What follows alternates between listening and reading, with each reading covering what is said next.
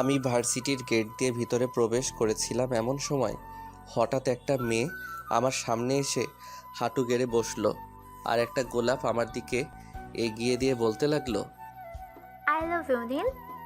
তখন নীল মেয়েটাকে কিছু একটা বলতে চাইছিল, কিন্তু তার আগে তার গার্লফ্রেন্ড নীলা কোথা থেকে উড়ে এসে মেয়েটাকে টেনে তুলে গালে ব্যাস কয়েকটা থাপ্পড় বসিয়ে দিয়ে বলতে লাগলো, এই শালি, তোকে এত বড় সাহস কে দিয়েছে আমার ভালোবাসার মানুষকে প্রপোজ করার? এই যে ম্যাডাম, কে আপনি? আর আপনি আমার সঙ্গে এরকম বিহেভিয়ার করছেন কেন? এখনো যে তুই এখানে দাঁড়িয়ে আছিস, এটি কি তোর জন্য যথেষ্ট নয়? দেখুন, কে আপনি তা আমি জানি না, কিন্তু আপনি আমাকে এভাবে অপমান করতে পারেন না। তাছাড়া আমি এখানে কোনো অপরাধ কিছু করছি না। নীলকে আমি পছন্দ করি, তাই তাকে আমি প্রপোজ করেছি। এখানে আপনার সমস্যাটা কোথায়? আর আপনিই বা কে? আমি কে বা কি, আমার পরিচয়, সেই সব কিছু তোর জানার কোনো প্রয়োজন নেই। তুই তোর আব্বার কাছে গিয়ে জিজ্ঞেস করিস আমি কে। তখন নীল বুঝতে পারলো এখানে খারাপ কিছু একটা হতে চলেছে। তাই সে নীলাকে বলতে লাগলো, প্লিজ আপু, আপনি শান্ত হন। শালা কুত্তার বাত্তম চটিয়ে তোর গাল লাল করে দেব। তোকে কতবার বলেছি তুই আমাকে আপু বলবি না, আমাকে নাম ধরে রাখবি। কথাটা শুনে নীল বুঝতে পারলো এখন যদি তার একটা উল্টাপাল্টা কথা বলি তাহলে তার সাথে খারাপ কিছু হয়ে যেতে পারে। তাই সে বলল, আই অ্যাম সরি, আমার ভুল হয়ে গেছে, এবারের মতো ক্ষমা করে দাও। কিন্তু তুমি এই মেয়েটার সঙ্গে এরকম ব্যবহার করো না। এই মেয়েটা না জেনে এসব করেছে। ওরে বাবা, এই মেয়েটার প্রতি তো দেখে তোর দরদ একদম উতলে পড়ছে। তোকে আমি কতবার বলেছি তুই আমাকে ছাড়া অন্য কোনো মেয়েকে ফিরেও তাকাবি না, তাহলে আমি তোর চোখ তুলে মার্বেল বসিয়ে দেব। তখন নীলাকে অনেক বুঝিয়ে সুঝিয়ে বলতে থাকে যে এখানে তার কোনো দোষ নেই, মেয়েটা নিজেই কোথা থেকে উঠে এসে জুড়ে বসেছে। যাই হোক, তারপর নীলাকে কোনোভাবে শান্ত করানো গেল। তখন নীলা নীলকে বলতে থাকে, আচ্ছা ঠিক আছে, আমি তোকে এবারের মতো ক্ষমা করে দিলাম, তবে আমার একটা শর্ত আছে। আজ থেকে ক্লাস করা চলবে না, আমায় নিয়ে ঘুরতে যেতে হবে। কিন্তু এরপর আর নীলা নীলকে কোনো কথা বলার সুযোগই দিল না। সে নিজেই বলতে থাকলো, যদি আর একটাও কথা বলিস তাহলে একদম থাপ্পড় দিয়ে তোর সব কটা দাঁত ফেলে দেব। তোকে আমি কতবার বলেছি আমার মুখের উপর কোনো কথা বলবি না। না, মানে আসলে এটা বলতে চাইছিলাম যে আমি তোর কাছ থেকে কোনো কথা শুনতে চাইনি, আর কোনো এক্সকিউজ শুনতে চাইনি। তুই আমাকে নিয়ে ঘুরতে যাবি।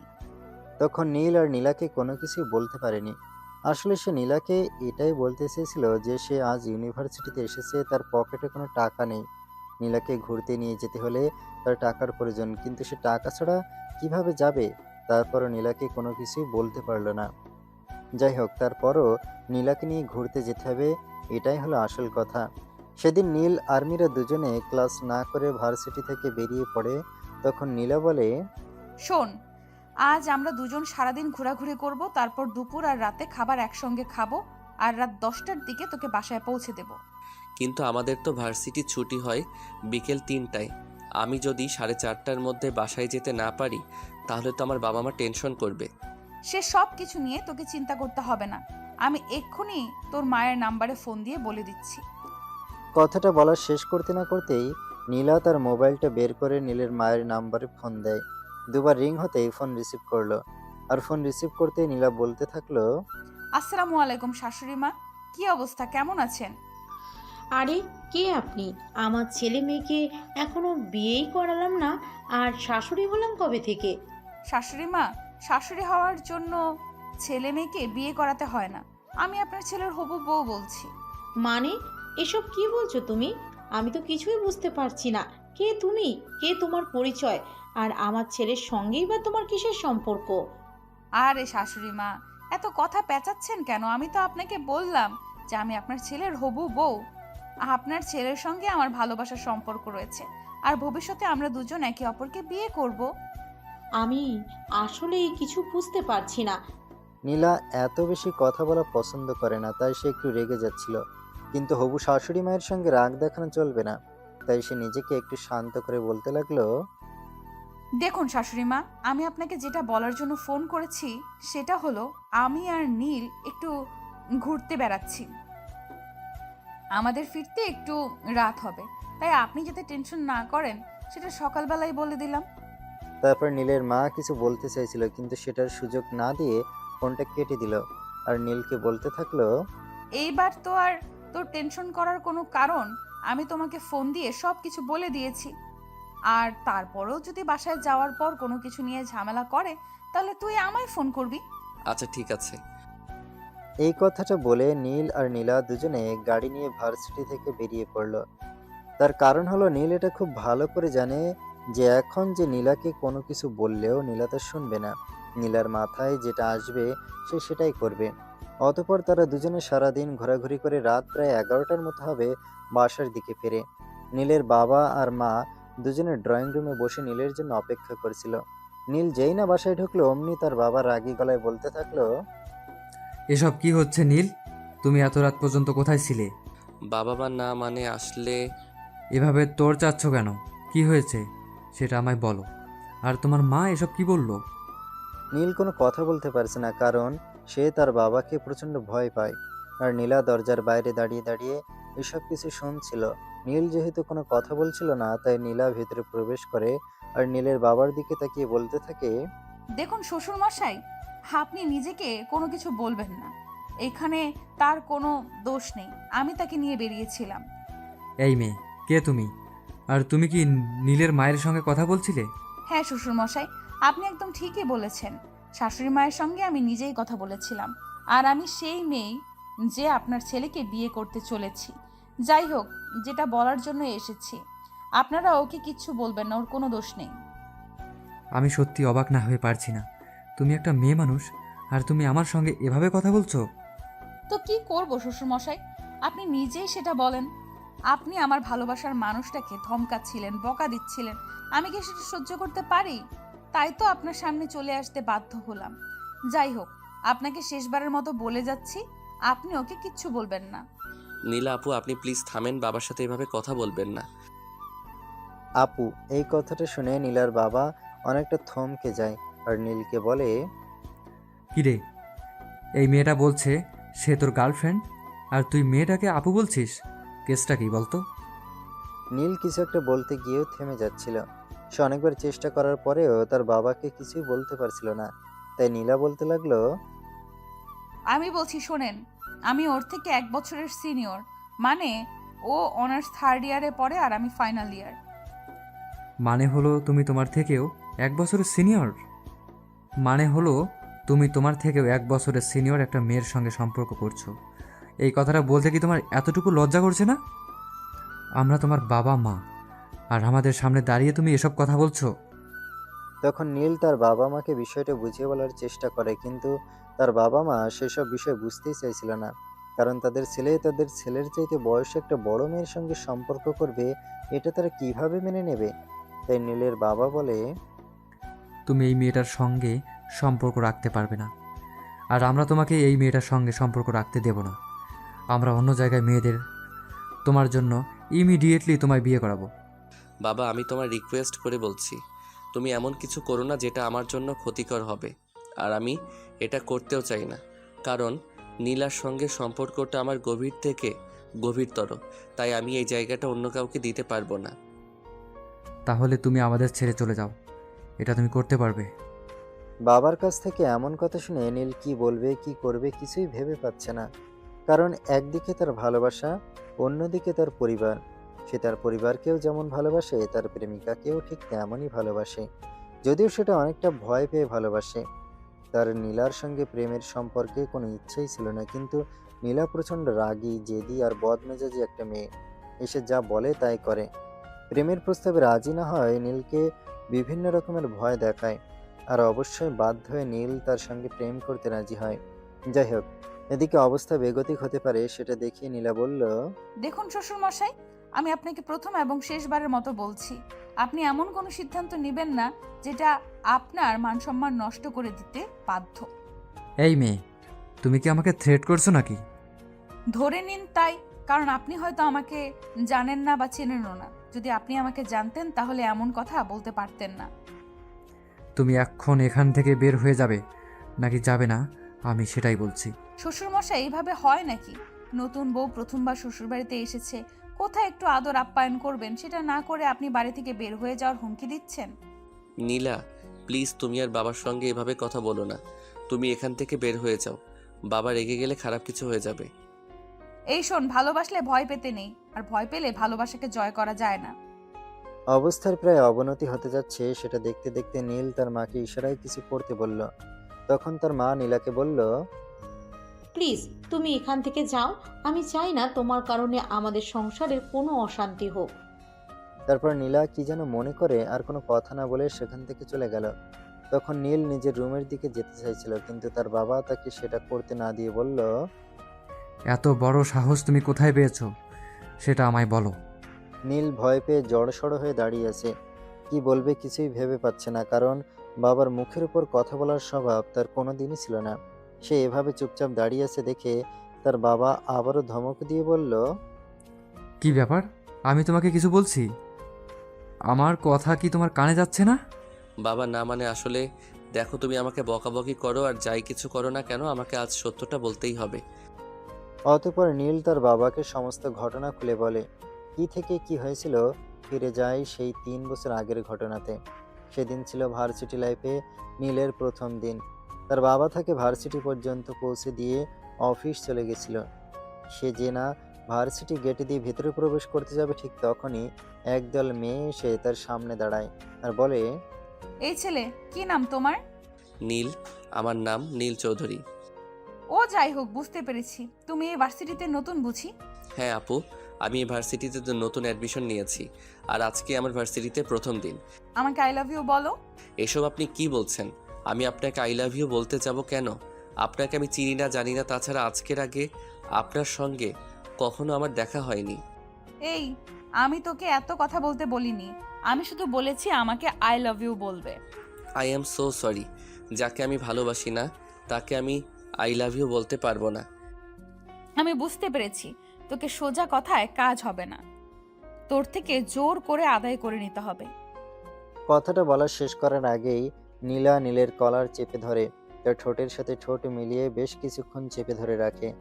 এদিকে নীল নিজেকে চড়ানোর জন্য প্রাণপণ চেষ্টা করছিল, কিন্তু মেয়েটার শরীরে এত পরিমাণ শক্তি ছিল যেটা নীলের জানা ছিল না। সে কোনোভাবেই নীলার বাঁধন থেকে নিজেকে মুক্ত করতে পারছিল না। অবশেষে যখন নীলা নিজের থেকে নীলকে ছেড়ে দিল, নীল ছাড়া পেয়ে গলা কাটা মুরগির মতো ছটফট করতে করতে বলল, এই যে ম্যাডাম, আপনি কি মাথায় সমস্যা আছে নাকি? আমি সেটাই বুঝতে পারছি না। আপনি এটা আমার সঙ্গে কি করলেন? একটা অপরিচিত ছেলেকে কিস করতে আপনার রুচিতে বাঁধলো না? এখন তো আমি তোকে শুধু কিস করতে বলেছি, আর তুই যদি এই মুহূর্তে আমায় আই লাভ ইউ না বলিস তাহলে আমি তোকে রুমে নিয়ে যেতে বাধ্য হব। আসলেই আপনার মাথায় সমস্যা আছে। আপনার বাবা মাকে বলুন যত দ্রুত সম্ভব আপনার ট্রিটমেন্ট করাতে। তা না হলে হয়তো খারাপ কিছু হয়ে যেতে পারে।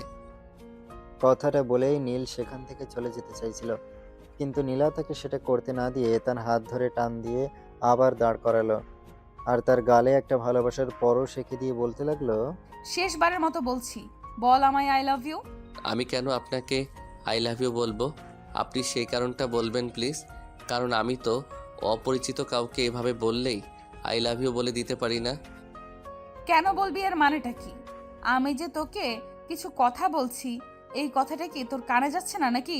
হ্যাঁ, আমি শুনেছি আপনি বলছেন আপনাকে আই লাভ ইউ বলতে, কিন্তু কেন? আমি বলেছি তাই বলবি।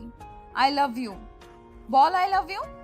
আমি বলবো না আপনাকে আই লাভ ইউ। কি করবেন আপনি? শালার তো দেখি বুকে অনেক সাহস আছে। তুই জানিস আমাকে, আমি চাইলে তোকে এই মুহূর্তে ভার্সিটি থেকে বের করে দিতে পারি। তখন নীলা নীলকে প্রচন্ড রকমের ভয় দেখাতে থাকে। সে যদি এনাকে আই লাভ ইউ না বলে তাহলে নাকি সে কোনোভাবেই লিখে এই ভার্সিটিতে পড়াশোনা করতে দেবে না। এরপর থেকে প্রতিদিন নীলকে নীলা এভাবে বিরক্ত করতে থাকতো। একটা সময় নীল খুব বিরক্ত হয়ে গেছিল এসব কিছুর উপর। একটা সময় নীল আর সব বিরক্ত মেনে নিতে পারছিল না। প্রতিদিন এসব বিরক্ততার উপর আবার ট্রেট দেওয়া ভার্সিটিতে সে নীল আর একটুও শান্তি পেত না। তাই একদিন নীলাকে বলে, আচ্ছা, আপনি এভাবে বিরক্ত করে কি পাচ্ছেন? আমি সেটাই তো বুঝতে পারছি না। কেন এভাবে আমার পিছনে পড়ে আছেন?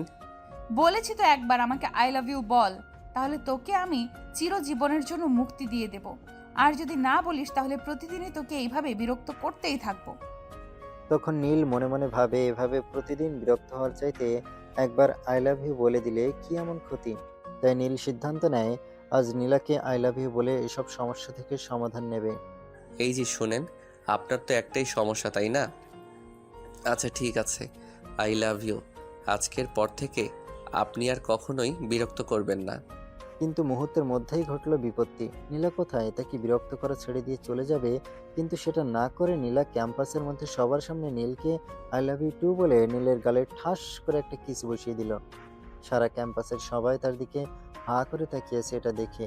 নীল বলতে লাগলো, আসলে আপনি চাইছেনটা কি সেটা বলেন তো? আপনি এতদিন বলেছিলেন আপনাকে আই লাভ ইউ বলেই আপনার সকল সমস্যার সমাধান হয়ে যাবে, কিন্তু এখন আপনি আমাকে ক্যাম্পাসের সবার সামনে কিস করলেন কেন?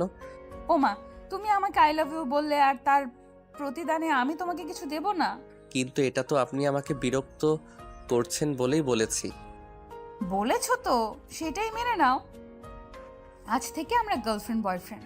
আজ থেকে তোমার উপর শুধু আমার অধিকার রয়েছে।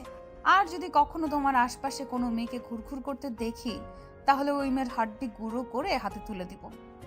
নীলের মাথা প্রচন্ড খারাপ হয়ে যায়। সে কি করবে কিছুই বুঝতে পারছে না। একদিকে নীলার থ্রেট, অন্যদিকে এসব ফাজলামো। এরপর থেকে শুরু হয় নীলার নতুন একে বিরক্ত করা। আজ ওকে ঘুরতে নিয়ে যাও, কাল ওকে খেতে নিয়ে যাও, আজ তার সঙ্গে সময় কাটাও, কাল তার সঙ্গে সময় কাটাও। এসব করতে করতে এই 3টা বছর কেটে গেল। এইসব কিছু শোনার পর নীলের বাবা তাকে বলে, তোমাকে আর এখানে পড়াশোনা করতে হবে না। এখন থেকে তোমার পড়াশোনা বন্ধ। কিন্তু পাপা, পড়াশোনা না করলে আমি কি করব, কিভাবে চলবো, আর কিভাবে কি করব? দেখো, আমার কিন্তু যথেষ্ট অর্থ সম্পদ রয়েছে। তোমাকে পড়াশোনা করে চাকরি বাকরি করতে হবে সেরকম কোনো কথা নেই। আমার যা সম্পদ আছে তা দিয়ে তুমি বসে খেলেও ফুরোবে না। কিন্তু বাবা, তাই বলে আমি পড়াশোনাটা ছেড়ে দেব? আমার মুখের উপর কথা বলা আমি একদমই পছন্দ করি না, সেটা জানো তুমি। তখন নীল তার বাবার মুখের উপর আর কোনো কথাই বলল না। চুপচাপ মুখ বন্ধ করে সেখান থেকে নিজের রুমে চলে গেল। আর মনে মনে ভাবতে থাকলো কি থেকে কি হয়ে গেল। তখন রাত প্রায় 12টার মতো হবে বাজে। নীলা নীলকে একটার পর একটা ফোন দিয়েই যাচ্ছিল, কিন্তু নীলের ফোনটা তার বাবা নিয়ে নিয়েছিল। তাই নীলের ফোন কেউ রিসিভ করছিল না। তাই নীলা নীলদের বাড়ির ল্যান্ডলাইনে ফোন করে, আর সেই ফোনটা রিসিভ করে নীলের মা। আসসালামু আলাইকুম, কে বলছো? আমি নীলা বলছি। আমি আপনার ছেলেকে সেই কখন থেকে ফোন দিয়ে যাচ্ছি, আপনার ছেলে আমার ফোন তুলছে না কেন? আমার ছেলে তোমার ফোন তুলবে না। আর আমি চাইবো আজকের পর থেকে তুমি আমার ছেলেকে কোনো রকম কোনো বিরক্ত না করাও, কারণ তার বাবা চায় না সে তোমার সঙ্গে সম্পর্ক রাখুক। দেখুন, আপনারা কি চাইলেন না চাইলেন তাতে আমার কি যায় আসে?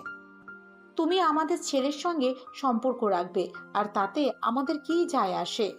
হ্যাঁ তাই তো, আপনি যখন আমার শ্বশুর মশাইয়ের সঙ্গে সম্পর্ক করেছিলেন তখন কি আমরা কোনো বাধা দিয়েছিলাম? তুমি কোন বিষয়টার সঙ্গে কোন বিষয়টা তুলনা করছো কিছু বুঝতে পারছো তো? হ্যাঁ, আমি খুব ভালো করে বুঝতে পারছি না আমি কারোর সঙ্গে কে তুলনা করছি। তাই আমি আপনাকে বলছি, আপনার ছেলেকে এক্ষুনি ডেকে দিন, তা না হলে কিন্তু আমি আপনাদের বাড়িতে চলে আসতে বাধ্য হব। নীলের বাবা কথাগুলো শুনছিল, তখনই টেলিফোনটা টেনে নিয়ে এসে নীলাকে বলতে থাকে, সে তুমি আসতেই পারো, কিন্তু বাড়ির ভিতর তোমাকে ঢোকার পারমিশন কেউ দেবে না, কারণ সিকিউরিটি গার্ডকে বলে দেওয়া হয়েছে অপরিচিত কাউকে যেন বাড়িতে ঢুকতে দেওয়া না হয়। আচ্ছা, আপনি আমাকে অপরিচিত কেন বলছেন? আমি তো বলেছি আমি আপনার ছেলেকে যেইভাবেই হোক বিয়ে করব, সেটা আজ হোক বা কাল। এটা তোমার স্বপ্ন, আর সব স্বপ্ন সত্য হয় না। কথাটা বলতে বলতে নীলের বাবাও ফোনটা কেটে দেয়। নীলাকে আর কোনো কথা বলার সুযোগই দেয় না। নীলাও তখন মনে মনে জেদ চেপে বসে, সে যেভাবেই হোক নীলের সঙ্গে দেখা করবে আর কথা বলবে। তাই সে বাসা থেকে বের হয়ে নীলের বাসার সামনে চলে আসে, কিন্তু নিজের পাশে দারোয়ান তাকে কোনোভাবেই বাসার ভিতরে ঢুকতে দিচ্ছিল না। তাই সে মনে মনে চিন্তা করতে থাকে, আমাকে এভাবে ভাবলে হবে না, আমাকে অন্য কিছু ভাবতে হবে। যেমন চিন্তা তার তেমনই কাজ। সে পিছনের গেট দিয়ে প্রবেশ করে দেয়াল টপকে নীলের রুমের ব্যালকনি পর্যন্ত চলে আসে। আর তখন নীল ব্যালকনিতে দাঁড়িয়েছিল। সে নীলাকে সেখানে দেখে অনেকটা চমকে যায়। কি ব্যাপার নীলা, তুমি এখানে কিভাবে আসলে? আমার বাবা তো বলেছে আমি তোমাকে কোনো দিন আমাদের বাড়িতে ঢুকতেই দেবে না। তোমার বাবা আমাকে বাড়িতে ঢুকতে দেবে না, তাই বলে কি আমি বাড়িতে ঢুকবো না এমনটা হবে নাকি? আমি দেয়াল টপকে তোমার কাছে চলে এসেছি। নীলা প্লিজ আমাকে ভুলে যাও। যে সম্পর্ক আমার বাবা মা মেনে নেবে না সেই সম্পর্ক আমি কন্টিনিউ করতে পারবো না। তোমায় আমি ভালোবেসেছি, ভুলে যাওয়ার জন্য নয়। তুমি তোমার বাবা মাকে ভয় পেতে পারো, কিন্তু আমি তোমার বাবা মাকে কোনো ভয় পাই না। নীলা প্লিজ তুমি বোঝার চেষ্টা করো। আমার বাবা মার বিরুদ্ধে গিয়ে কিছু করা আমার পক্ষে সম্ভব নয়। তোমাকে কিছুই করতে হবে না, এখন শুধু তুমি আমার সাথে বাইরে চলো। আমি বাইরে যাব এর মানেটা কি? আর আমি তো দেয়াল বেয়ে নামতে পারি না। আল্লাহ, তুমি ছেলে না মেয়ে আমি কিছুই বুঝতে পারছি না। আমি একটা মেয়ে হয়ে যদি এই পর্যন্ত চলে আসতে পারি, তাহলে তুমি কেন পারবে না? কথাটা বলতে বলতে নীলা নীলকে নিয়ে কোনো রকমে দেয়াল টপকে বাইরে চলে আসে। আর কিছুক্ষণের মধ্যেই নীলের মা নীলের রুমে আসে নীলের খোঁজ নেওয়ার জন্য। কিন্তু রুমে এসে দেখতে পায় নীল রুমে নেই। তাই সে নীলের বাবাকে ডাকতে থাকে। এই, তুমি কোথায়? একবার এদিকে এসো। নীলকে কোথাও খুঁজে পাওয়া যাচ্ছে না। এসব তুমি কি বলছো? নীল তো রুমে ছিল, সে কোথায় গেল? আরে বাবা, আমি তো এটাই বুঝতে পারছি না যে নীল কোথায় গেল। তুমি প্লিজ একটু বন্ধু বান্ধবের কাছে খোঁজ খবর নাও না। তখন নীলের বাবা নীলের সমস্ত বন্ধু বান্ধবের বাসায় ফোন করে, কিন্তু নীলকে কোথাও খুঁজে পাওয়া যায় না। তাই তার বাবা মা পড়ে যায় মহা চিন্তায়। ঠিক তখনই তার মায়ের মনে পড়ে নীলার গার্লফ্রেন্ডের ফোনের কথা। তাই তিনি নীলের বাবাকে বলেন, শোনো, আমার কিন্তু মনে মনে অন্য কিছু সন্দেহ হচ্ছে। অন্য কিছু সন্দেহ হচ্ছে মানে? তুমি কি বলতে চাইছো? আমি তো কিছুই বুঝতে পারছি না। তুমি কি সন্দেহ করছো? কিছুক্ষণ আগে নীলা নামের ওই মেয়েটা ফোন করেছিল, সেই কথা কি তোমার মনে আছে? হ্যাঁ, কিন্তু আমি তো ওই কথাটা ভুলেই গিয়েছিলাম। কিন্তু আমি ওই মেয়েটার সঙ্গে যোগাযোগ কীভাবে করব? আমি তো ওর নাম পরিচয় ঠিকানা কোনো কিছুই জানি না। তখন নীলের মা বলে, এই বিষয়ে নীলের ভার্সিটির প্রিন্সিপাল হয়তো সহযোগিতা করতে পারে। তাই নীলের বাবা ভার্সিটি প্রিন্সিপালকে ফোন দেয় এবং ওনার কাছ থেকে সমস্ত তথ্য নিয়ে মেয়েটার বাড়িতে তারা দুজন চলে যায়। মেয়েটার বাড়িতে পৌঁছে তারা দরজায় দাঁড়িয়ে কলিং বেল চাপ দেয়। কিছুক্ষণ পর একজন মধ্যবয়স্ক মহিলা এসে দরজা খুলে দেন। ওনাকে দেখে নীলের বাবা বলে ওঠেন, আরে বান্ধবী, তুই? এটা তোর বাড়ি? হ্যাঁ, এটা আমার বাড়ি। কিন্তু এত রাতে হঠাৎ কেন? খবর না দিয়েই তোরা আমার বাড়িতে? আর তোরা জানলি কিভাবে এটাই আমার বাড়ি? তার মানে আমি যদি ভুল না করে থাকি তাহলে নীলা তোরই মেয়ে। হ্যাঁ নীলা, আমারই মেয়ে। কিন্তু কি হয়েছে? তোর মেয়ে কোথায়? তোর মেয়েকে একটু ডাকতো। কিন্তু হয়েছেটা কি সেটা তো আমায় বলবি। তখন নীলের বাবা সমস্ত ঘটনা খুলে বলে। সবকিছু শোনার পর নীলার মা নীলাকে ডাক দেয়। কিছুক্ষণ পর নীলা ঘুম ঘুম চোখে ডলতে ডলতে ড্রয়িং রুমে এসে হাজির হয়। আর নীলের বাবা মাকে দেখে বলে, কি ব্যাপার শ্বশুর মশাই আর শাশুড়ি মা, আপনারা দেখছি এখনই বিয়ের প্রস্তাব নিয়ে চলে এসেছেন। চুপ করো বেয়াদব মেয়ে, আমার ছেলে কোথায় সেটা আগে বলো। আরে শ্বশুর মশাই, এসব আপনি কি বলছেন? আমার জানেমানটা আমায় ফেলে কোথায় চলে গেল, নাকি আপনারা তাকে লুকিয়ে রেখেছেন? তোমার সাথে এসব ফাজলামো মার্কা আলাপ আলোচনা করতে আসিনি। আমি শুধু জানতে এসেছি আমার ছেলে কোথায়। আরে শ্বশুর মশাই, আপনার ছেলেকে তো আমি আপনাদের বাড়িতেই রেখে এসেছিলাম, তাহলে আমি কিভাবে জানবো যে আপনার ছেলে কোথায় চলে গেছে? তখন নীলের বাবা প্রচন্ড রাগারাগি করা শুরু করে। আর এটা দেখে নীলার মা নীলাকে বলতে থাকে, নীলা, এসব কি হচ্ছে? আমি কিন্তু কিছু বুঝতে পারছি না। উনি এসব কি বলছে? মা, তুমি নিজেকে এইসব ঝামেলার মধ্যে জড়িও না, ওটা আমাদের শ্বশুর বৌমার ব্যাপার। এই, তোমাকে আগেও বলেছি আর এখনও বলছি, সাবধানে, আমাকে শ্বশুর বলবে না। আমি তোমার শ্বশুর নই। আচ্ছা ঠিক আছে, কোনো সমস্যা নেই আশরাফ সাহেব। আপনাকে শ্বশুর বললে যদি আপনার কোনো সমস্যা হয়, তাহলে আমি আপনাকে নাম ধরে ডাকতেও প্রস্তুত। এমন কথা শুনে নীলের বাবা প্রচন্ড পরিমাণে রেগে যায়। আর নীলাকে যা ইচ্ছে তাই বলতে থাকে। আর বলতে থাকে ওনার ছেলেকে যদি নীলা 1 ঘন্টার মধ্যে বের করে না দেয় তাহলে নীলার নামে এফআইআর করবে। এমন কথা শুনে নীলা বলে, দেখুন, আপনার যা ইচ্ছে আপনি তাই করে নিতে পারেন, আই ডোন্ট কেয়ার। আর আমার ভালোবাসার কাছে যদি কোনো কিছু হয়ে যায়, তাহলে আমি কিন্তু আপনাকে ছেড়ে কথা বলবো না, বলে দিলাম। তোমার সাহস দেখে আমি অবাক না হয়ে পারছি না। আমার ছেলে মিসিং আর তুমি আমাকে থ্রেট করছো? হ্যাঁ করছি, কারণ আমি নীলকে আপনাদের বাড়িতে রেখে এসেছিলাম। তখন নীলার মা নীলাকে অনেক বুঝিয়ে সুঝিয়ে বলতে থাকে নীলা যদি কোনো কিছু করে থাকে তাহলে সেটা বলতে, কিন্তু নীলা কোনোভাবেই সেই সব কিছু স্বীকার করছিল না। তাই অবশেষে বাধ্য হয়ে নীলের বাবা সেখান থেকে চলে যায়। নীলের বাবা চলে যাওয়ার পর নীলার মা নীলাকে জিজ্ঞাসা করে, নীলা, বিষয়টা কি বলবে আমায়? বিষয় কিছুই না, নীল আমার কাছেই আছে। নীল তোমার কাছেই আছে, কিন্তু তাহলে তুমি ওদেরকে বললে না কেন?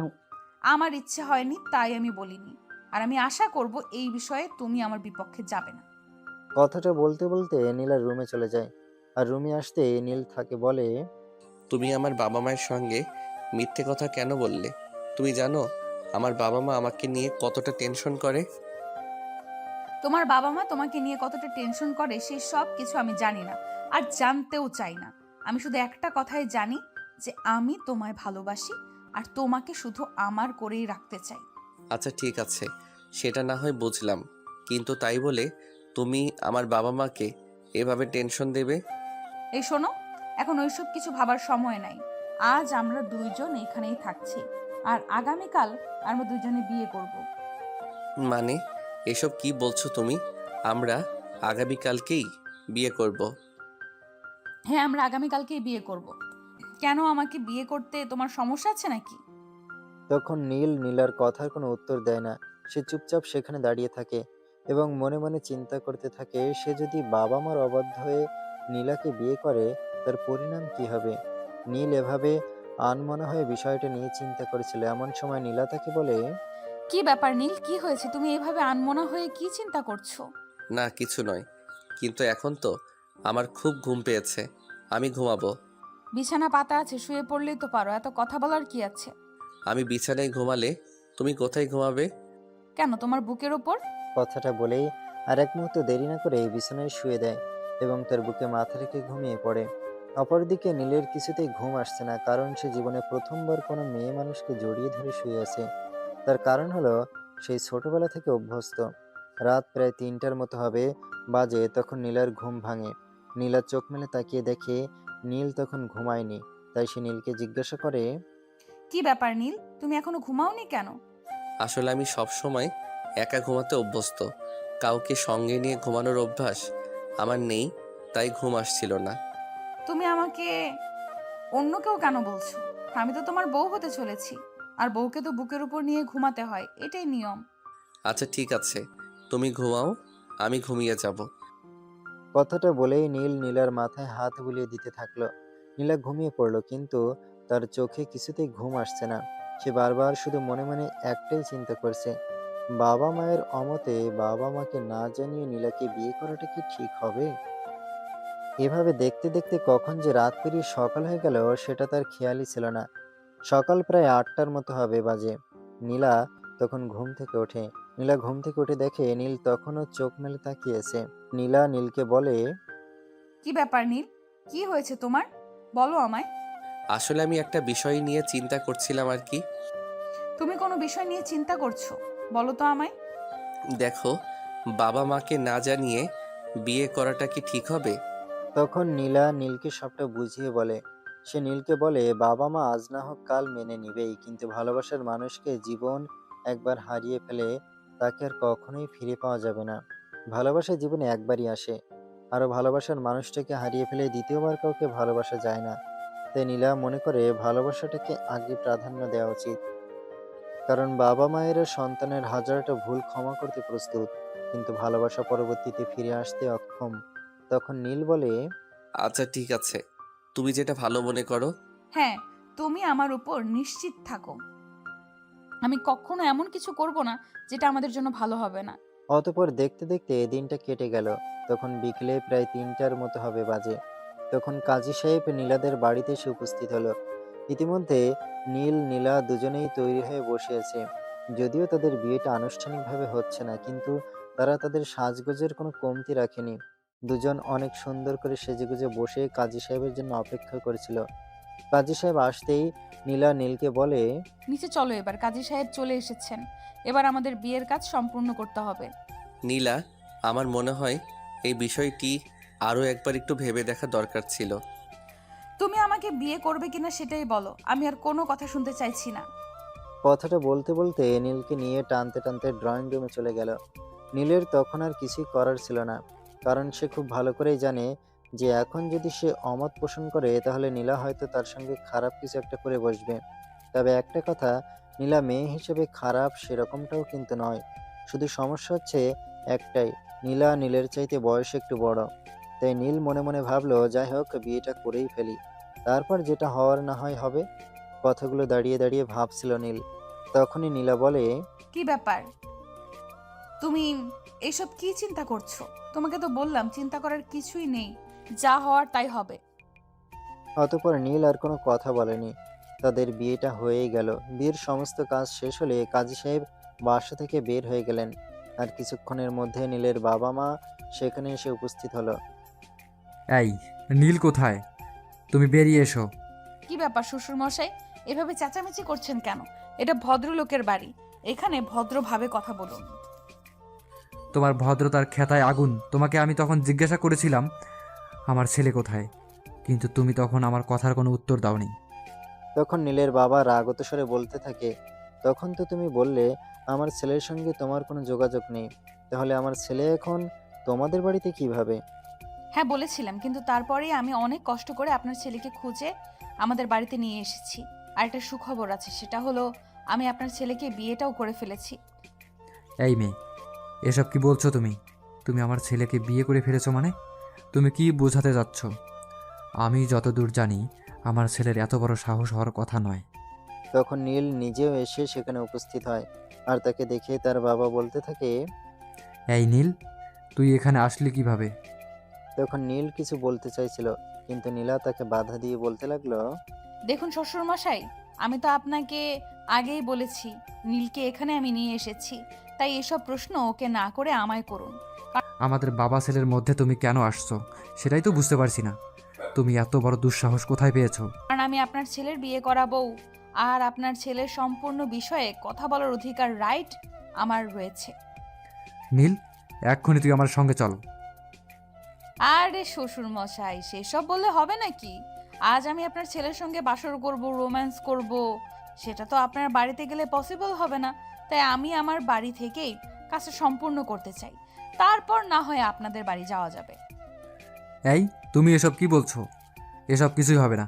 আমি এক্ষুনি আমার ছেলেকে নিয়ে বাড়িতে চলে যাব। আগে না শ্বশুর মশাই, সেটা কোনোভাবেই হবে না, কারণ এখন আমার বিয়ে করা বর, আপনার চাইতে এখন তার উপর আমার অধিকার বেশি। কথাটা বলেই নীলা সেখানে আর এক মুহূর্ত দাঁড়ালো না। নীলের হাত ধরে সেখান থেকে নিয়ে সোজা নিজের রুমে চলে গেল।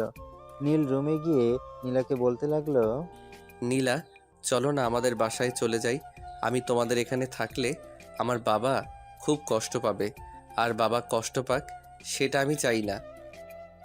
দেখো, তাদের কষ্টটা সাময়িক, তারা কিছুদিন পর এই কষ্টগুলো ভুলে আমাকে মেনে নেবে, তারপর আমাকে তোমাদের বাড়িতে নিয়ে যাবে। আমি বললাম তুমি মিলিয়ে নিও। নীলা, তুমি আমার বাবাকে চেনো না। আমার বাবা প্রচণ্ড রাগী। সে কখনো সিদ্ধান্তের বাইরে কোনো কিছু করে না। উফ, তুমি এত টেনশন কেন নিচ্ছ? আমি তো সেটাই বুঝতে পারছি না। আমি তো বলেছি তোমার বাবা আমাদের মেনে নেবেন। অতঃপর নীল আর নীলা দুজনে কেউই এই বিষয়ে আর কোনো কথা বলে না। এদিকে নীলার ডেকোরেশনের লোক বলে রেখেছিল তার ঘরটা সুন্দর করে সাজিয়ে দেওয়ার জন্য। কিছুক্ষণের মধ্যে ডেকোরেশনের লোক এসে নীলার ঘরটা সুন্দর করে সাজিয়ে দেয়। তখন নীলকে বলে, এবার চলো। এখন আবার কোথায় যাব? বিয়ে তো শেষ হয়েই গেল। আরে হাদারাম, বিয়ে শেষ হয়েছে তো কি হয়েছে? বিয়ের পরের যে কার্যক্রম চলছে সেগুলো কি হবে না নাকি? আবার কিসের কার্যক্রম? কোন কার্যক্রমের কথা তুমি বলছো? আমি তো কিছুই বুঝতে পারছি না। একটু ক্লিয়ারলি বলবে আমায়? তোমাকে ওসব কিচ্ছু বুঝতে হবে না, তুমি রুমে চলো, তারপর আমি নিজেই তোমায় বুঝিয়ে দিচ্ছি। তখন নীল আর কোনো কথা না বলে চুপচাপ রুমের ভেতরে প্রবেশ করে। আর নীলার সঙ্গে সঙ্গে রুমের ভেতর প্রবেশ করে দরজাটা লাগিয়ে দেয়। সেটা দেখে নীল বলে, কি ব্যাপার নীলা, কি হয়েছে? তুমি দরজা বন্ধ করেছো কেন? তো তোমার কি মনে হচ্ছে আমি রুমের দরজা খুলে রেখে সবাইকে দেখাই আমরা রুমের ভেতর কি করছি না করছি? হ্যাঁ, না মানে আমি আসলে বলতে চাইছিলাম আমরা তো এখন ঘুমাবো, কারণ এখন অনেক রাত হয়েছে। যদি তুমি একটা বেশি কথা বলো তাহলে কিন্তু একটা চট দিয়ে তোমার সব কটা দাঁত ফেলে দিব বলে দিলাম। একদম বেশি কথা বলবে না, চুপচাপ আমি যেটা করছি সেটা করতে দাও। আরে বাবা ঠিক আছে, সেটা না হয় বুঝলাম, কিন্তু তাই বলে রুমের দরজা কেন বন্ধ করতে হবে? নীলের এমন কথা শুনে তো নীলা পড়ে গেল মহা বিপদে। কারণ এই ছেলেকে সে কি করে বুঝাবে বাসর রাতে দরজা বন্ধ রাখতে হয়, সেটা নীলকে কোনোভাবেই বোঝানো যাচ্ছে না। তাই নীলা আর নিজের রাগ সামলাতে না পেরে নীলকে বলে, আমি তোমার সঙ্গে এই মুহূর্তে রোম্যান্স করব, সেটা কি তোমার জানা নেই? ও আচ্ছা, এতক্ষণে বুঝতে পেরেছি, কিন্তু আমি তো ওইসবের কোনো কিছুই জানি না। তাহলে কিভাবে কি করব? আল্লাহ তুমি রক্ষা করো আমায়, তুমি আমাকে কোন বোকার পাল্লায় এনে ফেললে। আরে নীলা, কি হয়েছে? তুমি এভাবে বিড়বিড় করে কি বলছো? আমায় কিছু বললে স্পষ্ট করে বলো না। আমি তো এসব আস্তে আস্তে কথা বুঝতে পারি না। বলছি আমায় উদ্ধার করতে। কথাটা বলতে বলতে নীলা তার দাঁতের দাঁত চেপে নিজেকে কোনোরকম কন্ট্রোল করে নেয়। তারপর সে আর এক মুহূর্ত দেরি না করে নীলের হাত ধরে টান দিয়ে বিছানার উপর ফেলে দেয়। সেটা দেখে নীল বলতে থাকে, আর এইসব তুমি কি করছো? তুমি আমাকে ধাক্কা দিয়ে ফেলে দিলে কেন? আমি তো এই মুহূর্তে ব্যথা পেতে পারতাম, তখন তুমি কি করতে? এই তুমি এত বেশি কথা বলো কেন? তুমি এত বেশি কথা বলো না তো। আমি যেটা বলছি আমায় সেটা করতে দাও। কথাটা বলেই নীলা আর এক মুহূর্ত দেরি না করে নীলের বুকের উপর উঠে বসে। এটা দেখে নীল অনেক ভয় পেয়ে যায় আর নীলাকে বলতে থাকে, আরে কি করছো কি তুমি এসব? তুমি কি আমায় মেরে ফেলবে নাকি? তুমি আমার বুকের উপর উঠে বসেছো কেন? আমার তো নিঃশ্বাস নিতে কষ্ট হচ্ছে। আরে এটা তুমি কি বলছো? আমি তোমায় মেরে ফেলবো কেন? ভালোবেসে বিয়ে করেছি মেরে ফেলার জন্য নাকি? এখন আমি তোমায় আদর করব। আরে নীলা, আমার বুকের উপর থেকে নামো তো। আমার তো নিঃশ্বাস নিতে খুবই কষ্ট হচ্ছে। আমার মনে হচ্ছে আমি এক্ষুনি দম বন্ধ হয়ে মারা যাব। আরে আমি থাকতে তুমি মারা যাবে এমনটাও হয় নাকি? আমি তোমাকে মরে যেতে দেবই না। আমি আমার ভালোবাসায় তোমাকে আটকে রাখবো। কথাটা বলতে বলতে নীলা নীলের শরীরের বিভিন্ন অংশে হাত দিতে থাকলো আর তার ঠোঁটে ভালোবাসার উষ্ণতায় উষ্ণিত করতে লাগলো। এভাবে নীলা নীলকে আদর করেই যাচ্ছিল। তখন নীল বলতে থাকে, আরে এসব কি করছো তুমি আমার সঙ্গে? তুমি যদি আমার সঙ্গে এভাবে এসব কিছু করতে থাকো তাহলে তো আমি নিজেকে কন্ট্রোল রাখতে পারবো না। মন চাইবে তোমাকে খুব কাছে পেতে। কেন তোমার কি মনে হচ্ছে আমি তোমার থেকে দূরে দূরে থাকার জন্য তোমায় বিয়ে করেছি? কিন্তু আমি তো ওইসব কিছু করতেই পারি না, ইনফ্যাক্ট বুঝিও না। তোমাকে কোনো কিছুই করতে হবে না। তুমি চুপচাপ শুয়ে থাকো, আমার যা করার সেটা আমি নিজেই করে নিচ্ছি। এভাবে চলতে থাকে বেশ কিছুক্ষণ। নীলা নীলকে সম্পূর্ণরূপে উত্তেজিত করে ফেলে এবং তারা ভালোবাসার অনন্ত সাগরে চলে যায়। অনেকক্ষণ পর নীলা নীলকে ছেড়ে দিয়ে বিছানার একপাশে শুয়ে পড়ে। তারপর কখন যে ঘুমিয়ে পড়ে সেটা তাদের দুজনের খেয়াল ছিল না। মাঝরাত্রে হঠাৎ নীলা তার বুকের কাছে কারো হাতের স্পর্শ পেয়ে জেগে ওঠে। হ্যাঁ, নীলা চোখ খুলে তাকিয়ে দেখে নীল তার বুকে আলতো করে হাত বুলিয়ে দিচ্ছে। তখন সে নীলকে বলে, এইসব তুমি কি করছো? তুমি এখন আবার আমায় খোঁচাচ্ছ কেন? ভালো লাগছে তাই। কেন তোমার ভালো লাগছে না? ভালো লাগছে না সেটা আমি তোমায় কখন বললাম? আমি তো তোমাকে শুধু এইটুকুই বলতে চেয়েছি। তখন তো তুমি একেবারে কচি খোকা সেজেছিলে, যেন কিছুই বোঝো না। আর এখন এসব কি করছো? চুপচাপ শুয়ে থাকো আর দেখো আমি কি করি। কথাটা বলেই নীল নীলার বুকে আরো সুন্দর করে হাত বোলাতে থাকে আর আস্তে আস্তে টিপতে থাকে এবং তারপর তার সারা শরীরে হাত বুলাতে থাকে আর নীলাকে উত্তেজিত করতে শুরু করে। প্রায় বেশ কিছুক্ষণের মধ্যেই দুজন উত্তেজনার চরম পর্যায়ে চলে যায় আর একে অপরের মধ্যে বিলীন হয়ে যেতে শুরু করে। অতঃপর দুজন দুজনের ভালোবাসায় দুজনকে ভরিয়ে দিয়ে সেই অবস্থাতেই ঘুমিয়ে পড়ে। সকালবেলা যখন ঘুম ভাঙে তখন দুজনের কেউই নিজেদের কাপড় চোপড় খুঁজে পাচ্ছিল না। সেটা দেখে তাদের অনেক হাসি পাচ্ছিল। তখন নীলা নীলকে বলে, এই কাপড় চোপড় কোথায় গিয়েছি? তুমি একটু খুঁজে আনো। তোমার কি আমাকে পাগল মনে হয় নাকি যে এখন আমি কাপড়বিহীন অবস্থায় তোমার সামনে যাই আর আবারও তুমি ওইসব করতে শুরু করো? আরে বাবা, আরে না বাবা, এখন সকাল হয়ে গেছে, এখন আর ওসব কিছু করব না। তুমি একটু কষ্ট করে কাপড় চোপড়গুলো খুঁজে নিয়ে আসো, তা না হলে আমরা এখন বিছানা থেকে নামবো কি করে, আর রুম থেকে বা বের হব কি করে?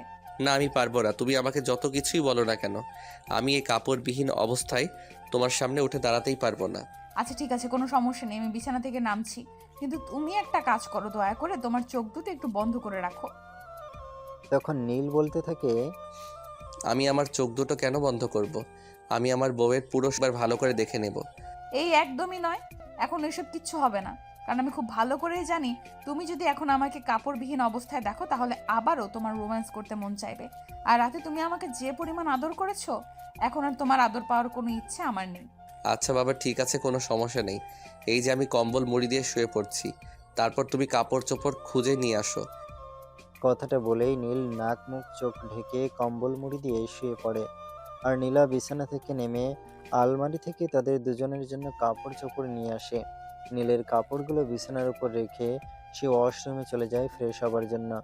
বেশ কিছুক্ষণ পর সে ফ্রেশ হয়ে আসে আর নীলকে ডাকতে থাকে। এই নীল, নীল, আমি ফ্রেশ হয়ে চলে এসেছি, তুমি তাড়াতাড়ি ফ্রেশ হয়ে আসো। খুব ক্ষুধা লেগেছে, সকালে নাস্তা করতে হবে। কিন্তু আমি তো এখনো কাপড় চোপড় পরিনি, তাহলে আমি তোমার সামনে বের হব কিভাবে? কোনো সমস্যা নেই, আমি ব্যালকনিতে চলে যাচ্ছি চুল শুকানোর জন্য, ততক্ষণে তুমি ফ্রেশ হয়ে আসো। কথাটা বলে নীলা ব্যালকনিতে চলে যায় চুল শুকানোর জন্য। আর এদিকে নীল বিছানা থেকে নেমে সোজা ওয়াশরুমে কাপড় চোপড় নিয়ে ঢুকে পড়ে। প্রায় 20 মিনিটের মধ্যে সে ফ্রেশ হয়ে রুমে আসে। নীলা তখন ড্রেসিং টেবিলের সামনে বসে চুল আঁচড়াচ্ছিল। নীলার চুলগুলো যে এত সুন্দর সেটা নীল এর আগে কখনো খেয়াল করেনি। তাই সে পেছনে দাঁড়িয়ে নীলার চুলে বিলি কেটে দিচ্ছিল। তখনই নীলা পিছন ফিরে তাকিয়ে বলতে থাকে, এই কি করছো তুমি? তুমি আমার চুলে হাত দিচ্ছ কেন? না মানে, তোমার চুলগুলো তো অনেক সুন্দর, তাই একটু দেখছিলাম আর কি। যাই হোক, খোলা চুলে তোমায় দারুণ লাগে। তুমি কি আবার নতুন করে আমায় ইমপ্রেস করার চেষ্টা করছো নাকি? যদি করেও থাকি তাহলে তো নিজের বউকেই করছি, অন্য কাউকে তো আর করছি না। তাহলে এখানে এত অবাক হওয়ার কি আছে? হয়েছে, আমি খুব ভালোভাবেই বুঝতে পেরেছি সাহেব। এখন আর আমাকে পামপট্টি মারার কোনো প্রয়োজন নেই। তাড়াতাড়ি নিচে চলুন, নাস্তা করতে হবে। কথাটা বলতে বলতে নীলা নীলকে নিচে চলে যায় নাস্তা করাবার জন্য।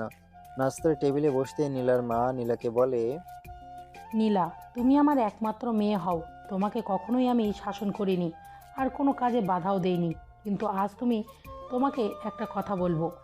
মা, এত হেয়ালি করো না তো। হেয়ালি করে কথা বলা আমার একদমই পছন্দ নয়। কি বলবে স্পষ্ট ভাষায় বলো। হঠাৎ তুমি এরকম কথা কেন বলছো বলো তো? নীলা, শুধু উনি নন, আমিও বলছি চলো আজ বাড়ি ফেরা যাক। তারপর যদি তোমার বাবা কোনো মিসবিহেভ করে? সেটা না হয় পরে দেখা যাবে, কিন্তু আমার মনে হয় এই মুহূর্তে বাড়িতে প্রয়োজন। তাছাড়া আমরা যখন ভুল একটা করেই ফেলেছি তখন মিসবিহেভ তো করতেই পারে, এখানে তো আশ্চর্য হওয়ার কিছুই নেই। অতঃপর নীল আর নীলার মা দুজনেই নীলাকে অনেক বোঝাতে থাকে। অবশেষে নীলা শ্বশুরবাড়ি ফিরে যাওয়ার জন্য প্রস্তুতি নেয় এবং তাদের দুজনে বাড়ি থেকে বের হয়ে শ্বশুরবাড়ির উদ্দেশ্যে রওনা দেয়। প্রায় ঘন্টাখানেকের মতো লাগে সেখানে পৌঁছাতে।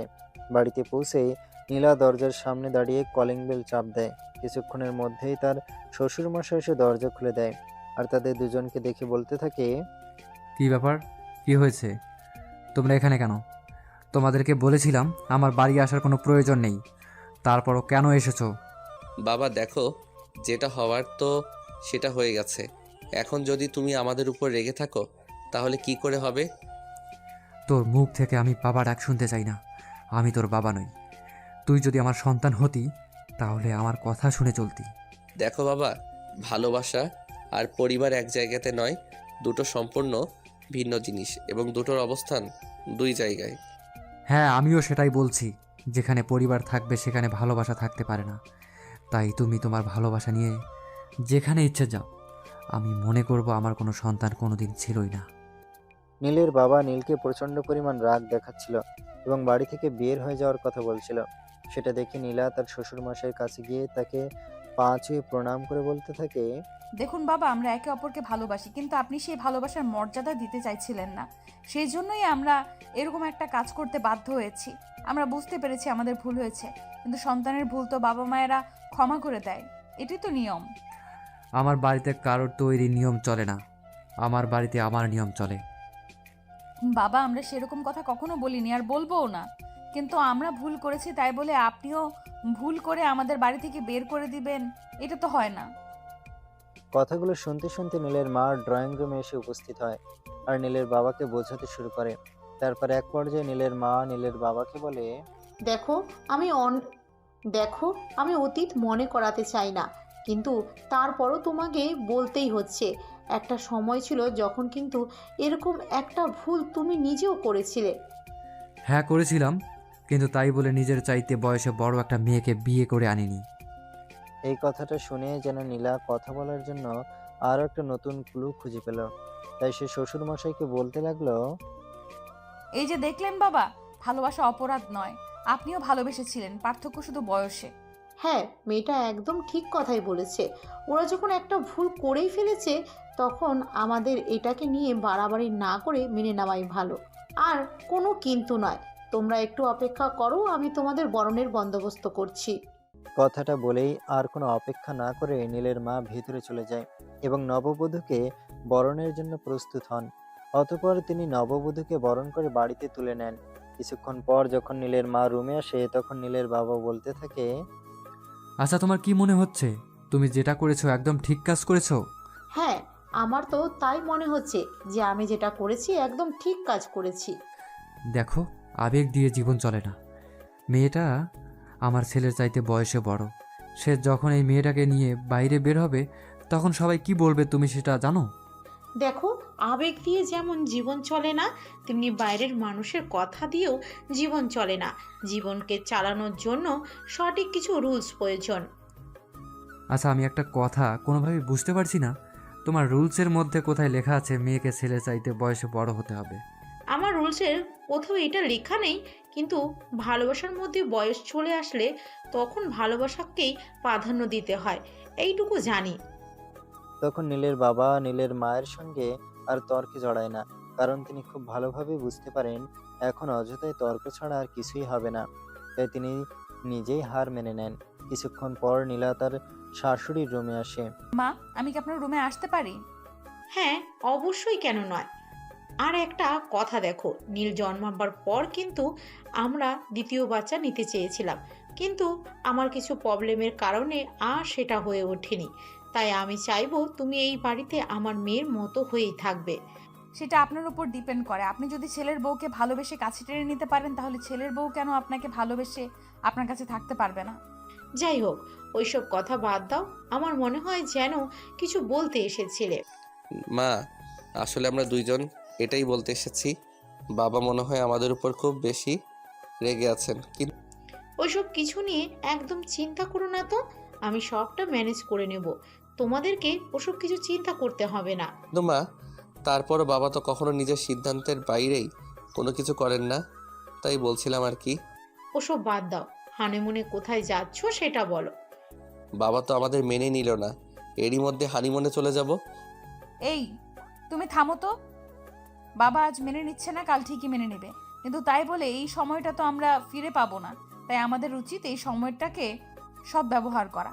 হ্যাঁ বৌমা, তুমি একদম ঠিক কথাই বলেছ। জীবনে চলে যাওয়ার সময়টা আর কখনোই ফিরে আসে না, তাই তোমাদেরও উচিত সময়টাকে কাজে লাগানো। যাই হোক মা, দুপুরে কি রান্না হবে যদি আপনি বলে দিতেন, তাহলে রান্নাটা আমি সেরে নিতাম। কিন্তু আমার বাবা তো মায়ের হাতের রান্না ছাড়া কখনোই খায় না। তুই রান্না করলে যদি বাবা তাই করে? ওসব তুমি আমার উপর ছেড়ে দাও। কিভাবে কি করতে হয় না হয় সেই সব কিছু আমার খুব ভালো করেই জানা আছে। তাই ওইসব নিয়ে তোমায় কোনো চিন্তা করতে হবে না। হ্যাঁ নীল, বৌমা একদম ঠিক কথাই বলেছে। তুমি একটা কাজ করো, তুমি রান্না করে যাও, আমি কাজের মেয়েকে বলে দিচ্ছি, সব তোমায় বুঝিয়ে দেবে। কিন্তু মা, কি রান্না করব সেটা তো বললেন না। একটা কাজ করো বৌমা, ফ্রিজে পাবদা মাছ রাখা আছে, সেটা দিয়ে পাতলা ঝোল করে নিও। এটা তোমার শ্বশুরের খুব পছন্দের একটা খাবার। আর গরুর মাংসের কষা করো, সঙ্গে একটু তালের পায়েস করে নিও। ব্যাস, এইটুকুতেই হয়ে যাবে। শাশুড়ি মায়ের কাছ থেকে কথাগুলো শুনতে শুনতে নীলা রান্নাঘরে চলে যায় এবং কাজের মেয়ের সহযোগিতা নিয়ে সমস্ত রান্না সে একাই কমপ্লিট করে ফেলে এবং খুব অল্প সময়ের মধ্যেই। দুপুরের খাবার সময় যখন সবাই ডাইনিং টেবিলে এসে বসেছিল, কিন্তু নীলের বাবাকে কোথাও খুঁজে পাওয়া যাচ্ছিল না। তাই নীলা তার শাশুড়ি মাকে জিজ্ঞাসা করে, কি ব্যাপার মা, বাবাকে তো কোথাও দেখা যাচ্ছে না। বাবা কোথায় গেল? ওনাকে তো আমি দেখেছিলাম নিজের রুমের মধ্যে বসে রয়েছেন। তুমি একবার গিয়ে একটু দেখে এসো না। হ্যাঁ, আমি যাচ্ছি। কথাটা বলে নীলা আর এক মুহূর্ত দেরি না করে শ্বশুরমশাইয়ের রুমে চলে যায়। সেখানে গিয়ে দেখতে পান তার শ্বশুরমশাই রাগী চেহারা নিয়ে বসে আছে। তখন নীলা তার শ্বশুরমশাইকে অনেক বুঝিয়ে বাজিয়ে টেবিলে নিয়ে আসে। আর সবাই একসঙ্গে দুপুরের খাবারটা শেষ করে খাওয়া শেষ হলে নীল তার বাবাকে বলে, বাবা, তোমার নতুন বৌমার সাথে রান্না কেমন হয়েছে? এই রান্নাটা বৌমা করেছে? আমি তো ভেবেছিলাম কোনো রেস্টুরেন্ট থেকে আনা হয়েছে। না, এই সবগুলো রান্না তোমার বৌমা নিজের হাতে করেছে। ও তাই নাকি? তাহলে তো রান্নার হাত পাকা আছে বলতে হয়, কারণ সবগুলো খাবারই খুব টেস্টি ছিল।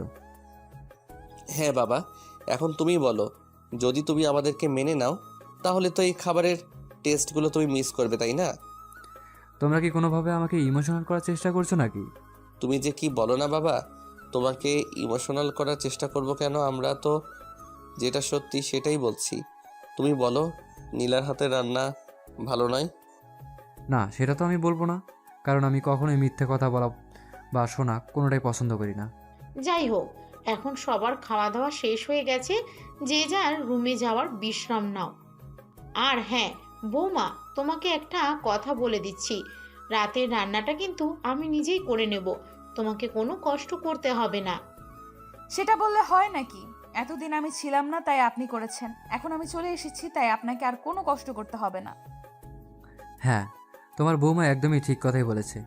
বৌমা যখন চলে এসেছে তখন তোমাকে আর কোনো কষ্ট করতে হবে না, কিন্তু আমাকে তো সারা জীবন ঘোরার মতো করে যেতেই হবে। সেরকম কেন হবে বাবা?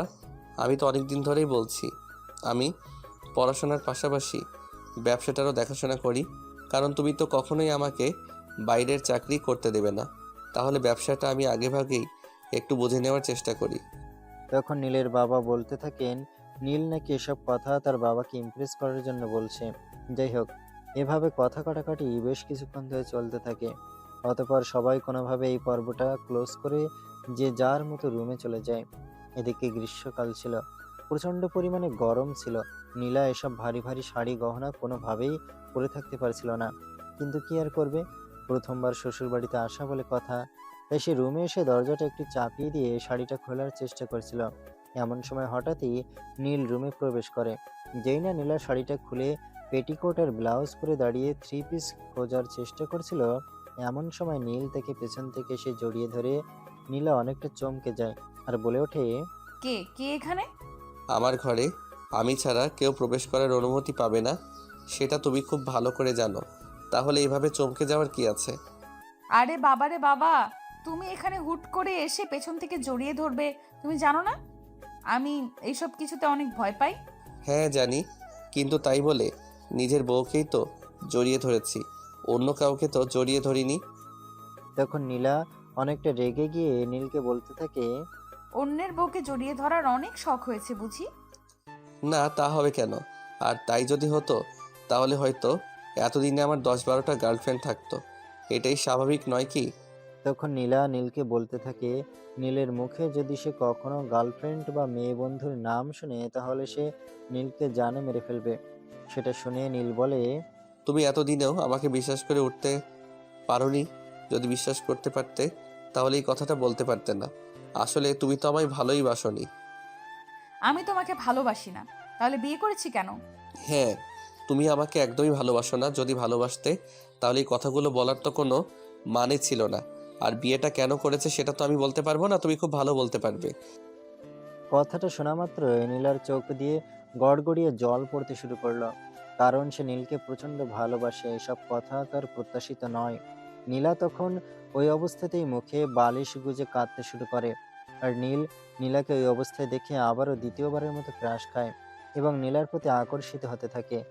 সে আস্তে আস্তে নীলার পাশে গিয়ে শুয়ে পড়ে আর নীলার শরীরে আলতো করে হাত বুলিয়ে দিতে থাকে।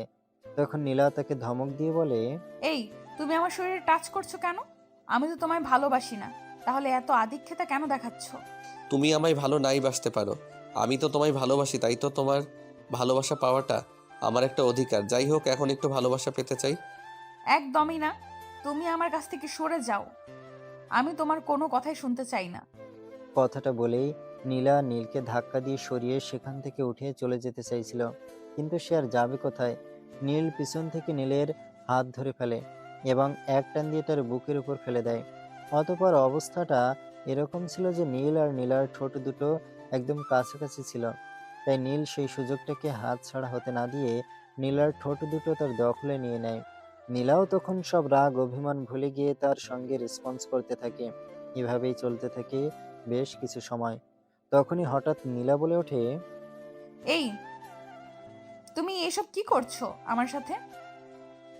আমি তো তোমার সঙ্গে রেগেছিলাম। হ্যাঁ, এটা তো আমি খুব ভালো করে জানি, তাই তো আমি তোমার রাগ ভাঙাতে এসেছি। বউয়ের রাগ ভাঙানো তো স্বামীর কর্তব্য। হয়েছে, আর কর্তব্য দেখাতে হবে না। তুমি এখন যাও তো এখান থেকে। আমি ওসব ভারী শাড়ি পরে থাকতে পারছিলাম না, তাই চেঞ্জ করছিলাম, আর অমনি তুমি চলে আসলে। এই, একদম অমন করো না তো। আমার তো তোমার আদর পেতে মুড হয়েছে। এখন কি তুমি চাইলেই আমি চলে যাব নাকি? তো কি করবে শুনি? কি আর করব, মন ভরে তোমায় আদর করব আর আদর নেব। আরে না না, এখন একদমই ওসব হবে না। মাত্র খাওয়া দাওয়া করে আসলাম, আমার শরীরটা টায়ার্ড লাগছে, আমার একটু বিশ্রাম নিতে হবে। হ্যাঁ, সে তো বুঝতে পেরেছি, কিন্তু তাই বলে আমার এখন যেটা মুড হয়েছে সেটার মুড তো কিছুক্ষণ পর নাও থাকতে পারে। তাই যখন এর কাজ তখন সেরে নেওয়া ভালো। কথাটা বলেই নীলাকে আর কোনো কথা বলার সুযোগ না দিয়েই নীল নীল আকাশে আদর করতে শুরু করে। প্রথমে নীলা একটু জোরাজুরি করছিল সেখান থেকে চলে যাওয়ার জন্য, কিন্তু নীলের জোরাজুরিতে সে আর সেটা পেরে উঠতে পারেনি। তাই অবশেষে সেও নিলয়ের সঙ্গে সুখের অসীম সাগরে ডুব দিতে বাধ্য হয়। কোথায় 40 মিনিট পর দুজন দুজনকে ছেড়ে দিয়ে বিছানায় শুয়ে পড়ে। তখন নীল নীলাকে টান দিয়ে বুকে তুলে নেয় আর বলে, আমার বুকে এসে ঘুমাও। নীলা তখন আর কোনো কথা না বলে চুপচাপ নীলের বুকে মাথা রেখে শুয়ে ঘুমিয়ে পড়ে। বিকেল প্রায় শেষের পথে, সন্ধ্যা হবে হবে এমন সময় নীলের ঘুম ভাঙে। নীল চোখ মেলে তাকিয়ে দেখে নীলা তখনও অঘরে ঘুমোচ্ছে। আর এই সন্ধ্যা তো হয়েই গেল, তুমি আমায় ডাকলে না কেন? তুমি ঘুমাচ্ছিলে, আমি কি করে তোমার কাঁচা ঘুমটা ভাঙিয়ে দেই বলো তো? আরে বাবা, সন্ধ্যা হয়ে যাচ্ছে আর তুমি যে সব কিছু করেছো, এরপর তো আর ফ্রেশ না হয়ে রান্নাঘরে ঢুকা যাবে না। হ্যাঁ, সেটা তো আমি জানি। এখন একটা কাজ করো, কথা না বাড়িয়ে চুপচাপ ওয়াশরুমে চলে যাও, ফ্রেশ হয়ে রান্নাঘরে চলে যেও। হ্যাঁ সেটাই তো, আমি রান্নাঘরে যাই আর আপনি আবার শুয়ে শুয়ে ঘুমান, তাই না? ওটা হবে না, আপনি নিজেও আমার সঙ্গে ওয়াশরুমে চলুন। এখন যদি আবার আমি তোমার সঙ্গে ওয়াশরুমে যাই তাহলে তো আবারও তোমার সঙ্গে রোম্যান্স করতে মন চাইবে। তোমার মুখে কি ওসব ফালতু কথা ছাড়া আর কোনো কথাই আসে না নাকি? কি করে আসবে বলো তো? তুমি আমাকে তোমার সাথে ওয়াশরুমে যেতে বলছো, আর ওয়াশরুমে তোমাকে যে অবস্থায় দেখতে পাবো তখন কি আর আমি নিজেকে কন্ট্রোলে রাখতে পারবো? এই, এত কথা বলার প্রয়োজন নেই, আমি ফ্রেশ হয়ে আসছি, তারপর তুমি ফ্রেশ হয়ে নিও। কথাটা বলে নীলা আর এক মুহূর্ত সেখানে না দাঁড়িয়ে সোজা ওয়াশরুমে ঢুকে পড়ে। তারপর ফ্রেশ হয়ে এসে নিচে চলে যায় আর সবার জন্য বিকেলের নাস্তা তৈরি করে নেয়। অতঃপর সবাই একসঙ্গে বসে বিকেলের নাস্তা সেরে নেয় আর নীলা রান্না করে চলে যায়। সে রান্না করেছিল এমন সময় হঠাৎ নীল কোথা থেকে এসে তাকে পিছন থেকে জড়িয়ে ধরে। এই কি ব্যাপার, তোমাকে তো আমি পড়তে বসতে বলেছিলাম, কিন্তু তুমি এখানে আসলে কেন? আমি কি করব সেটা তুমি নিজেই বলো না বউ। রান্না করে আর আমি কিভাবে বইয়ে মন বসাবো? নীলা তখন রেগে গিয়ে পিছনে ফিরে তাকায় আর হাতে থাকা খুন্তিটা নীলের দিকে তাক করে বলে, তুমি এক্ষুনি গিয়ে পড়তে বসবে নাকি এটা তোমার শরীরে লাগাবো?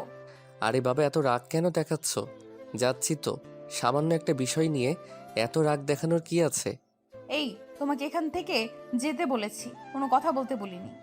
তখন নীল সেখান থেকে মুখটা ভেঙচি দিয়ে চলে গেল আর মনে মনে বলতে লাগলো, বিয়ে করেছি খুবই, বউকে নিয়ে একটু রোমান্স করব, তা না, বউ শ্বশুর বাড়িতে আসা থেকে শুধু রান্নাঘরে পড়ে আছে। ড্রয়িং রুমের সামনে দিয়ে নিজের রুমে যাচ্ছিল এমন সময় তার মা বলে উঠলো, কিরে, তোর বাবার মতো রান্নার সময় বউকে সহযোগিতা করতে মন চায় নাকি? মা, হ্যাঁ, তোর বাবা তো বিয়ের পর আমাকে রান্নার কাছে অনেক সহযোগিতা করত, কিন্তু সময় বাড়ার সঙ্গে সঙ্গে সেই সব কিছু কোথায় যেন হারিয়ে গেছে। তুমি একটু তোমার বৌমাকে বুঝিয়ে বলো না। দেখো, বিয়ে করেছি যদিও সেটা অনিচ্ছা সত্ত্বে, কিন্তু তাই বলে বউ আমাকে রেখে সারাক্ষণ রান্নাঘরে থাকবে?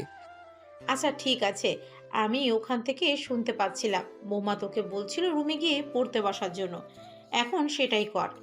হ্যাঁ, সেটাই করছি। কথাটা বলতে বলতে নীল সেখান থেকে নিজের রুমে চলে যায় আর পড়তে বসে।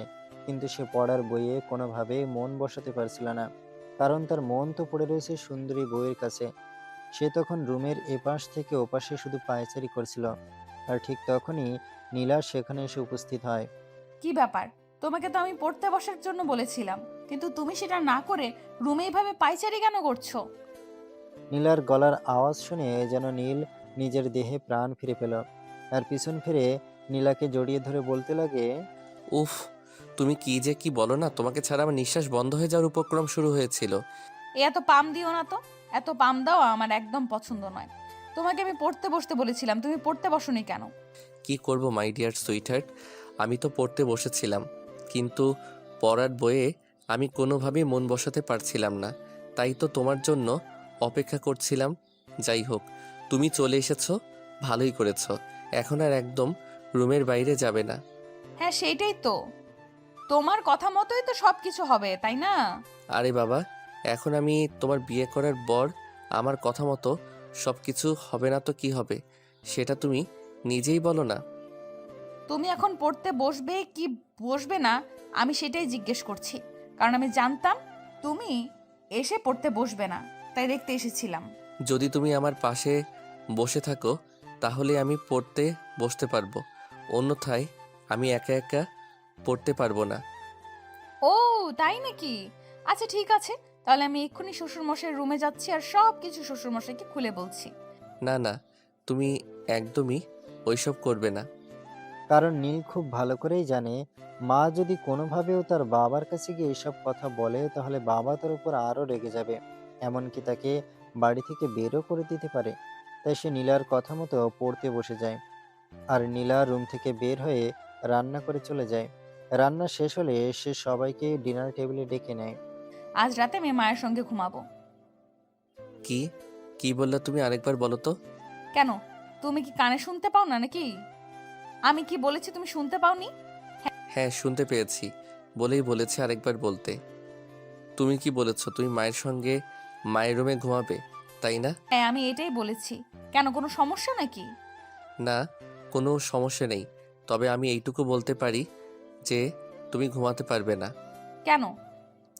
এটা খুবই সিম্পল একটা বিষয়, কারণ আমার বাবা কখনো আমার মাকে ছাড়া আলাদা রুমে ঘুমায় না। আর সেখানে তুমি কিভাবে মায়ের সঙ্গে ঘুমাবে সেটাই বলো। হ্যাঁ এটাই তো স্বাভাবিক, হাজব্যান্ড ওয়াইফ একই রুমে ঘুমাবে। হ্যাঁ আমি তো সেটার কথাই বলছি, তাহলে তুমি সেখানে ঘুমাবে কিভাবে? মনে মনে। কথাটা বলেই উচ্চ শব্দে হেসে উঠল নীলা। তারপর খাবার টেবিলে আর কেউ কি কোনো কথা বলল না। এদিকে খাওয়া দাওয়া শেষ হলে যে যার মতো নিজের রুমে চলে গেল। আর নীলা রুমে আসতে না আসতে নীল বলল, এই যে ম্যাডাম, আপনি আমার রুমে এসেছেন কেন? মানে কি? আমার কি অন্য রুমে থাকার কথা ছিল নাকি? হ্যাঁ, আপনি তো নিজেই বলেছিলেন যে আপনি মায়ের রুমে ঘুমাবেন, তাহলে আপনি মনে হয় ভুল করে আমার রুমে চলে এসেছেন, তাই না? আচ্ছা ঠিক আছে, কোনো প্রবলেম নেই, আপনি মায়ের রুমে চলে যান। আরে তখন তো আমি এমনিতেই কথাটা মজা করে বলেছিলাম, তো তাই বলে কি আমাকে মায়ের রুমেই ঘুমাতে হবে নাকি? বলতে পেরেছো যখন, তখন করতে পারবে না কেন? যাও, তুই মায়ের সঙ্গে ঘুমাও, আমার সঙ্গে তোমাকে ঘুমাতে হবে না, আমি একা একাই ঘুমাতে পারবো। আরে আমি তখন মজা করে বললাম, আর তুমি দেখছি বিষয়টাকে সিরিয়াসলি নিয়ে নিলে। তো কি করব? আমি সব সময় কি সব কিছু নিয়ে মজা করা, তো কি করব, আমি সব সময় কি সব কিছু নিয়ে মজা করা চলে নাকি? আমি বিয়ে করেছি, বউ নিয়ে থাকবো, ফিরবো, ঘুরবো। সেখানে আমার বউ কিনা বলে আমাকে রেখে তার শাশুড়ি মায়ের সঙ্গে ঘুমাবে, এটাও মেনে নেওয়া যায় নাকি? তার বাবা, আমার ভুল হয়ে গেছে, আই এম সো সরি, এইবারের মতো ক্ষমা করে দাও। আজকের পর আর কখনো এরকম ভুল হবে না। এভাবে বললে হবে না, কান ধরে বলতে হবে। ওকে, এই তো আমি কান ধরে বলছি, আর কখনো এরকম ভুল হবে না। তুমি আমায় এবারের মতো ক্ষমা করে দাও। আমি তোমায় ক্ষমা করতেই পারি, তবে শুধুমাত্র একটা শর্তে। আবার শর্ত? আচ্ছা ঠিক আছে, তুমি বলো কি শর্ত। আর সারা রাত আমায় আদর করতে হবে, একটু ঘুমানো চলবে না। তোমার মাথাটা দেখছি আসলেই খারাপ হয়ে গেছে। বিয়ের পর তো আর তোমার মাথা মুন্ডু বলতে কোনো কিছুই নেই। সারাক্ষণ শুধু বউ আর আদর, এই দুটো জিনিসই মাথায় ঘুরপাক খাচ্ছে। তাহলে তোমার কি ইচ্ছা, তুমি নিজেই সেটা বলো না, আমি কি করলে তুমি খুশি থাকবে? কিছুই না, এখন চুপচাপ বিছানায় চলো আর ঘুমোতে দাও। প্রচন্ড ঘুম পেয়েছে, ঘুমোতে হবে। তুমি ঘুমাবে তাই না? আচ্ছা ঠিক আছে চলো, তারপর দেখাচ্ছি মজা। কথাটা বলে নীল আর এক মুহূর্ত দেরি না করে ঘরের দরজাটা লাগিয়ে দেয় আর নীলাকে নিয়ে বিছানায় চলে যায়। সে যেই না নীলার শরীরে হাত দিতে যাচ্ছিল এমন সময় নীলা বলে ওঠে, এ কি করছো তুমি? তোমাকে না বলেছি এখন এসব কিছু হবে না? প্রচন্ড ঘুম পেয়েছে, আমায় ঘুমাতে হবে, তারপরও তুমি আমার শরীরে হাত দিচ্ছ কেন? দেখো, শরীরটা তোমার ছিল, কিন্তু শুধুমাত্র বিয়ের আগে। বিয়ের পরে সম্পূর্ণ শরীরটাই শুধুমাত্র আমার হয়ে গেছে। তাই আমি তোমার কোনো কথাই শুনতে চাই না। কথাটা বলে নীল আর কোনো দেরি না করে নীলার শরীর থেকে কাপড় সরাতে শুরু করে। নীলা তখন বাধা দিচ্ছিল, কিন্তু নীল সেসব বাধার তোয়াক্কা করে না। তাই তো সে তার মতো তার কাজ করেই যাচ্ছে। এটা দেখে নীলা বলতে লাগলো, আর এসব তুমি কি করছো? তুমি তো দেখছি এখন জোর করে আমার কাছ থেকে সবকিছু আদায় করে নেবে। যদি স্বেচ্ছায় আমার কথায় রাজি না হও, তাহলে তো আমাকে জোর করেই আদায় করে নিতে হবে।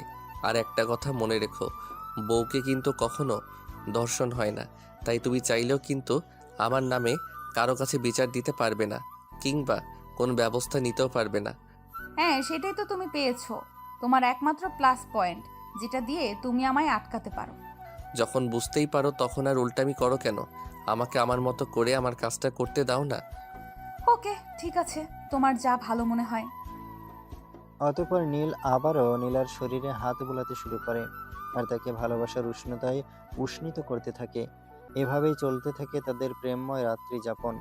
পরের দিন সকালবেলা নীলার ঘুম ভেঙে গেছিল, তাই সে বিছানা থেকে নামতে চাইছিল, কিন্তু নীল তাকে এতটাই শক্ত করে জড়িয়ে ধরে আছে যে সে নীলের বাঁধন থেকে নিজেকে কোনোভাবেই মুক্ত করতে পারছে না। তাই সে নীলকে বলতে থাকে, এই নীল, তুমি আমাকে এত শক্ত করে ধরে আছো কেন? ছাড়ো তো একটু, সকাল হয়ে গেছে, আমাকে ছাড়ো, আমি উঠবো। কিন্তু নীল যেন নীলার কথা শুনছিলই না। সে তার মতো করেই ঘুমিয়েছিল। এভাবে চলে গেল বেশ কিছুক্ষণ সময়। নীলা অনেক চেষ্টা করছে নিজেকে ছাড়িয়ে নেওয়ার জন্য, কিন্তু কোনোভাবেই পেরে উঠছে না। তাই এক সময় সে নীলের পেটে হুট করে একটা চিমটি কেটে দিল। অমনি নীল চিৎকার করে বলে ওঠে। ও মা গো, বাবা গো, মরে গেলাম গো, কে আছো বাঁচাও। তখনই নীলা তার মুখ চেপে ধরে বলতে থাকে, কি হয়েছে তোমার? এইভাবে ষাঁড়ের মতো চেঁচামেচি শুরু করছো কেন? আমার পেটে মনে হয় কিছু একটা কামড় মেরেছে, এখন খুব ব্যথা করছে। আগে আমাকে ছাড়ো, তারপর বলছি। তোমাকে পেটে কে কামড় দিয়েছে? তখন নীল দেখতে পায় সেই নীলাকে শক্ত করে জড়িয়ে ধরে শুয়েছিল। তাই সে নিজের বাঁধন থেকে নীলাকে মুক্ত করে। নীলা নিজেকে গুটিয়ে নিয়ে বলতে থাকে, আজ যদি আমার জায়গায় শারীরিক দুর্বল কেউ থাকতো, তাহলে হয়তো সে দম বন্ধ হয়ে মারা যেত। আসলে সেই ছোটবেলা থেকে কোলবালিশ নিয়ে ঘুমানোর অভ্যাস তো, কোলবালিশকে সবসময় শক্ত করে এভাবে জড়িয়ে ধরতাম। হ্যাঁ, সে তো বুঝতেই পেরেছি। এখন নিজের বউকেও কোলবালিশ মনে হয়, তাই না? যাই হোক, আমি আরেকটু ঘুমাবো, আমার ঘুম শেষ হয়নি। হ্যাঁ, সে তো তোমার ঘুম ছাড়া আর কোনো পুঁজি নেই। তুমি ঘুমাও, একটাই তো তোমার কাজ। কথাটা বলতে বলতে নীলা বিছানা থেকে নেমে ওয়াশরুমে চলে যায়। তারপর ফ্রেশ হয়ে এসে চুলগুলো ঝাড়তে থাকে। তখনই চুলের ছিটে পানি নীলের মুখের উপর গিয়ে পড়ে। আর তখনই আবার ওর নীল বিছানা থেকে লাফ দিয়ে উঠে বলতে থাকে, এই নীলা, নীলা কোথায় গেলা তুমি? আমার মনে হয় আমাদের বাসার ছাদ ফুটো হয়ে গেছে। এই দেখো, আমার উপর বৃষ্টির পানি পড়ছে। কথাগুলো নীল চিৎকার করে বলছিল, তাই নীলা তার মুখ চেপে ধরে বলতে থাকে, এই সব সময় আজগুবি কথা ছাড়া তোমার মুখে আর কোনো কথা নেই নাকি? আমি চুল ছাড়ছিলাম আর সেই পানি এসে তোমার মুখের উপর পড়েছে, এখন কিনা তুমি বলছো বৃষ্টির পানি পড়ছে? ও তাই নাকি? আচ্ছা শোনো, ভেজা চুলে তোমায় দারুণ লাগছে। ও তাই নাকি? আচ্ছা ঠিক আছে, এখন আর পাম দেওয়ার দরকার নেই। তুমি বিছানা থেকে উঠে ফ্রেশ হয়ে ভার্সিটিতে যাওয়ার জন্য রেডি হয়ে নিবে। আমি ব্রেকফাস্ট রেডি করছি। আরে আমরা নতুন বিয়ে করেছি, বিয়ের ছুটি কাটাবো না? এখন ইউনিভার্সিটি যাওয়া শুরু করে দেব, সবাই কি বলবে? জনাব, আমরা চাকরি করছি না যে অফিস অথরিটি আমাদের ছুটি দেবে। আমরা পড়াশোনা করছি, পড়াশোনাটাকে শেষ করি, তারপর না হয় অন্য কিছু নিয়ে চিন্তা করবেন, বুঝলেন? জো হুকুম মহারানী, আপনি যান, আমি আসছি। অতঃপর নীলা কিচেনে চলে আসে আর সবার জন্য ব্রেকফাস্ট তৈরি করে। সবাই একসঙ্গে ব্রেকফাস্ট টেবিলে বসেছে। তখনই তার শাশুড়ি মা বলে, কি ব্যাপার বৌমা, আমি নীলের কাছে শুনলাম তোমার নাকি আজকে ইউনিভার্সিটিতে যাচ্ছ? হ্যাঁ মা, আজ তো অনেক দিন হয়ে গেল ইউনিভার্সিটি যাওয়া হয় না। সামনেই নীলের এক্সাম আর আমারও ফাইনাল ইয়ারের এক্সাম, তাই এই মুহূর্তে ইউনিভার্সিটি কামাই করাটা ঠিক হবে না। সে তুমি যাই বলো না কেন, আমি তোমাদের এক্ষুনি ইউনিভার্সিটি যেতে দিচ্ছি না। সবে মাত্র বিয়ে করেছো। আমি তোমাদের ইউনিভার্সিটি প্রিন্সিপালের সঙ্গে তোমার শ্বশুর মশাইকে দিয়ে কথা বলিয়ে নেব। মা, সেটার কোনো প্রয়োজন হবে না, কারণ আমি ইউনিভার্সিটি সামলেও সংসার সামলাতে পারবো। তখন নীলার শাশুড়ি মা বলে, আমি কি তোমাকে ওই বিষয়ে কথা বলেছি নাকি? আমি তো বলেছি তোমাদের হানিমুনের কথা, নতুন বিয়ে করা যায়, এখন তো হানিমুন যেতেই হবে। অতঃপর নীলার শাশুড়ি মা আরও বলতে থাকে, যেটা হওয়া সেটা তো হয়েই গেছে, কিন্তু এখন যেটা হবে সেটা হলো আমার নাতি নাতনি। তোমার কথা আগাগোড়া কিছুই বুঝতে পারছি না, একটু খুলে বলো তো। আরে আমার ঘরে নতুন বৌমা এসেছে, সেই সঙ্গে নতুন মেহমান আসবে না? সেটা তো হতে পারে না, তাই না? আরে বাবা, ওরা বিষয়টা বুঝতে পারছে না, এত হেয়ালি করা কি আছে? একটু খুলে বলে দাও, তাহলেই তো ঝামেলা চুকে যায়। মূল কথা হলো আমার নাতি নাতনি চাই। হ্যাঁ মা, সেটা না হয় বুঝতে পারলাম, কিন্তু আগে আমরা দুজনেই পড়াশোনাটা শেষ করি, তারপর না হয় ওসব কিছু নিয়ে চিন্তা করা যাবে। হ্যাঁ মা, নীলা একদম ঠিক কথাই বলেছে। এই মুহূর্তে আমাদের পড়াশোনা আর ক্যারিয়ারের দিকে ফোকাস করা উচিত। আর যেটা হয়ে গেছে সেটা তো একটা অ্যাক্সিডেন্ট মাত্র। তখন নীলের মা বলতে থাকে, তিনি ওইসব কোনো কথাই শুনতে চান না, ওনার নাতি নাতনি প্রয়োজন, ব্যাস এইটাই। আগে ওনার নাতি নাতনি চাই, তারপর ওরা পড়াশোনা করবে নাকি ক্যারিয়ার নিয়ে চিন্তা করবে, ওইসব কথা। তখন নীলা আর নীল এসব কিছু নিয়ে বেশ কিছুক্ষণ কথা কাটাকাটি করে, কিন্তু তার ফল কিছুই হয় না, কারণ নীলের মা ওনার কথাই অনড়। উনি যেটা সিদ্ধান্ত নিয়েছেন সেটাই হতে হবে। এই পরিস্থিতি সামাল দেওয়ার জন্য নীলা বলতে থাকে, আচ্ছা মা, ঠিক আছে, আমরা আপনার কথা মেনে নিলাম। এবার তো আপনি খুশি?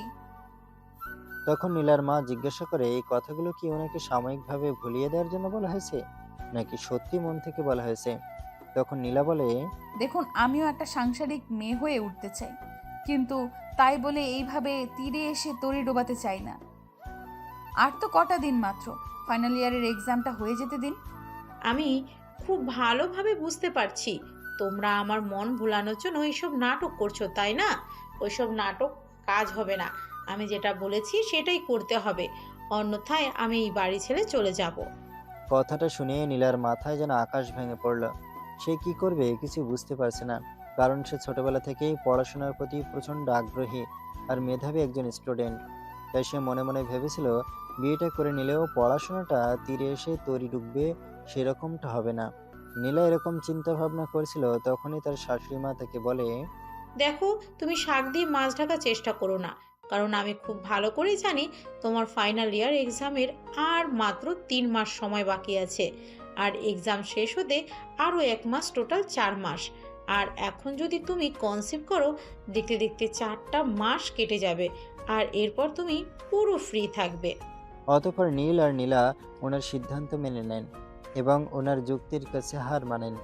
এবং সেদিন ব্রেকফাস্ট টেবিলে এই সিদ্ধান্ত হয়, নীল আর নীলা আগামী সপ্তাহে হানিমুনে যাচ্ছে। নীলা ব্রেকফাস্ট শেষ করে রুমে আসে, অমনি তার মা তাকে ফোন করে। কী রে, কী ব্যাপার? শ্বশুরবাড়ি গিয়ে তো দেখছি আমাকে একদম ভুলে গেছিস। এইসব তুমি কি বলছো? তুমি আমার জন্মদাত্রী মা, তোমাকে আমি ভুলে যাব কি করে? এমনটাও হয় নাকি? হয় না, তবে এখন তো দেখছি সেটাও হচ্ছে। তুই শ্বশুরবাড়িতে গিয়ে আমাকে একদম ভুলে গিয়েছিস। এভাবে মা মেয়ের কথা চলতে থাকে প্রায় 10 মিনিট। কথা বলার পর নীলার মা নীলাকে বলে তার শাশুড়ি মাকে একবার ফোনটা দেওয়ার জন্য। তখন নীলা রুম থেকে বের হয়ে তার শাশুড়ি মায়ের রুমে চলে যায় তার মায়ের সঙ্গে তার শাশুড়ি মাকে কথা বলিয়ে দেওয়ার জন্য।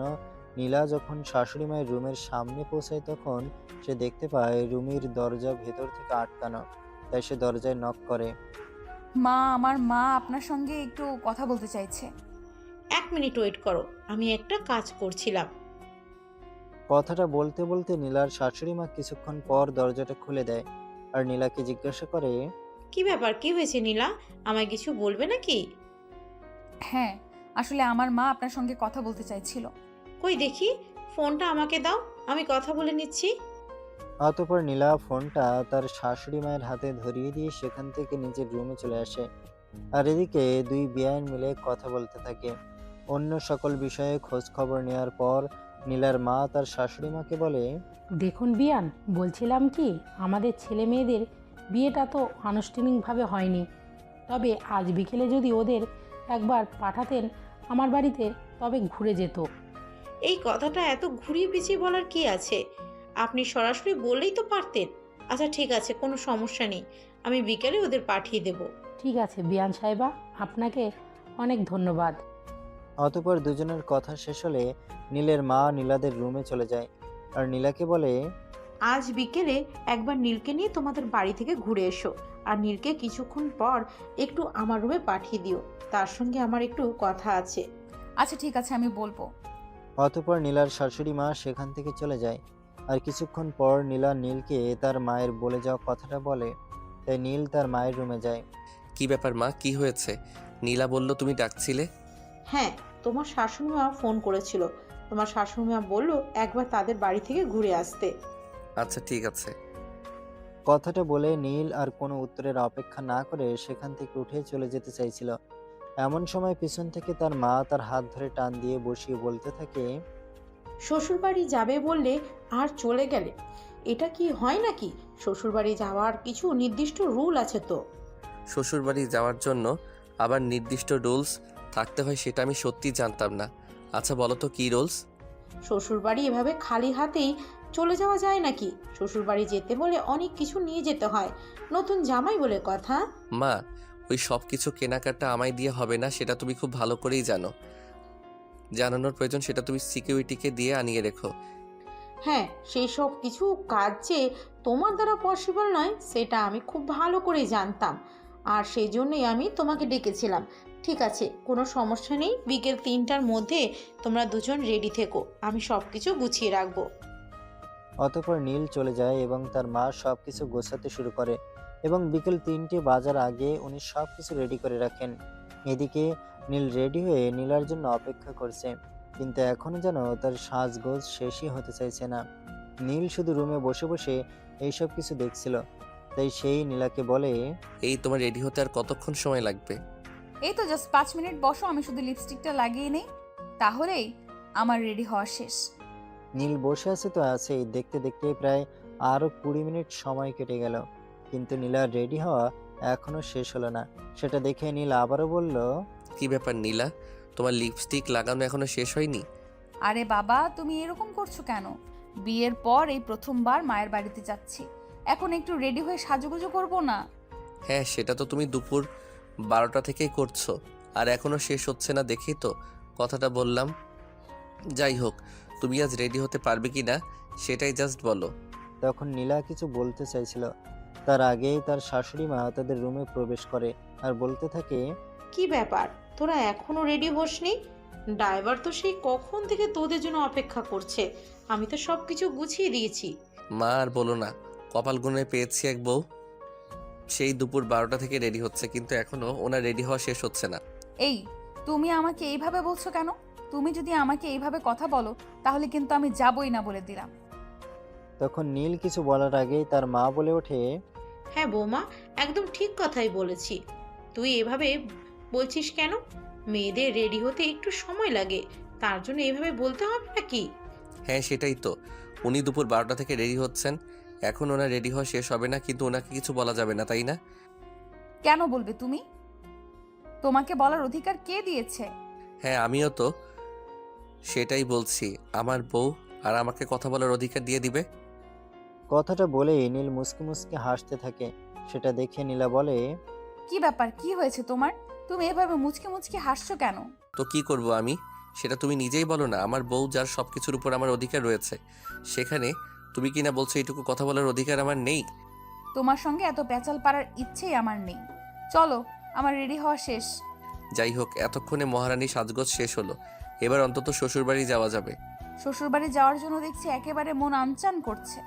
সে তো করবে, আর করারই কথা, কারণ তুমি তো বিয়ের আগে শ্বশুরবাড়ি আসার জন্য উতলা হয়ে পড়েছিলে, আর এখন তো বিয়ে হয়ে গেছে, তাই আমি শ্বশুরবাড়ি যেতে চাইবো, এটাই তো স্বাভাবিক।